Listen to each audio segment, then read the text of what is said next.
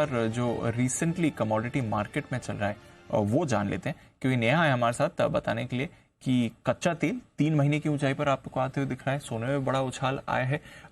कल आईईए और ओपेक की तरफ से कुछ कमेंट्स भी आए थे। नेहा, जरा बताइए कच्चे तेल में इतनी बड़ी तेजी कहां से आ गई सडनली? बिल्कुल 3 महीने की ऊंचाई पर है और सिर्फ ब्रेंट या WTI क्रूड नहीं, घरेलू बाजार में भी बात करें तो जबरदस्त तेजी आई और ये हफ्ता बहुत तेजी वाला रहा है। लगातार तीसरे हफ्ते मजबूती की तैयारी है और कहीं भी 5.5 से 7% की वीकली गेन्स अभी तक तो बनते हुए दिखाई दे रहे हैं। अब ये तेजी आई कहां, या रादर कहें कि मजबूती तो कुछ समय से, फर्मनेस कुछ समय से थी, लेकिन ये जो ओपेक की मंथली रिपोर्ट आई है या इंटरनेशनल एनर्जी एजेंसी की तरफ से जो रिपोर्ट निकल कर आई है, इसने तेजी की आग में घी का काम किया। तो एग्जैक्टली इन्होंने कहा क्या है? दरअसल ओपेक की जो रिपोर्ट आई है उसमें उन्होंने इस साल के लिए और अगले साल के लिए जो डिमांड ग्रोथ है उस पर अपना फोरकास्ट बढ़ा दिया है। अब वो मानते हैं कि 24 लाख बैरल प्रतिदिन से अधिक की दर से यहां पर डिमांड में वृद्धि होगी और इसी फोरकास्ट को उन्होंने 1 लाख बैरल प्रतिदिन से बढ़ा दिया है।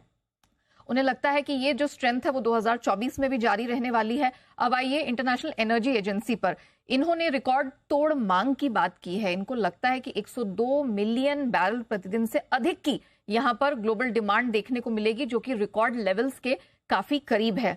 इसकी और डिटेल्स मैं आपके सामने रखूंगी, लेकिन इन्होंने शुरुआत अपनी रिपोर्ट की इसी स्टेटमेंट से और इसी फिगर के साथ की है। डॉलर इंडेक्स, उसका तो चौतरफा सपोर्ट पूरे कमोडिटी मार्केट को मिला ही है और आगे भी एक्सपर्ट्स मान रहे हैं कि आप 98-96 तक के लेवल डॉलर इंडेक्स में देखेंगे तो लगातार ये कमोडिटी के लिए, कच्चे तेल के लिए सपोर्टिव साबित होंगे।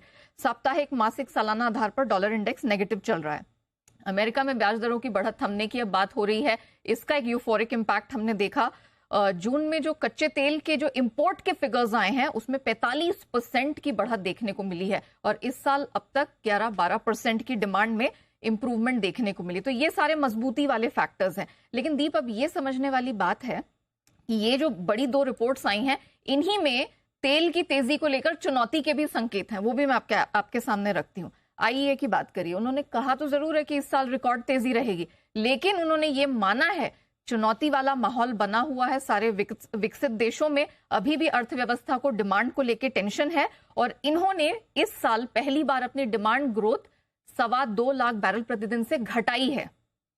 तो ये एक बड़ा फैक्टर है और उससे भी ज्यादा चौंकाने वाली बात यह है कि उन्होंने कहा है कि अगले साल डिमांड ग्रोथ आधी हो जाएगी।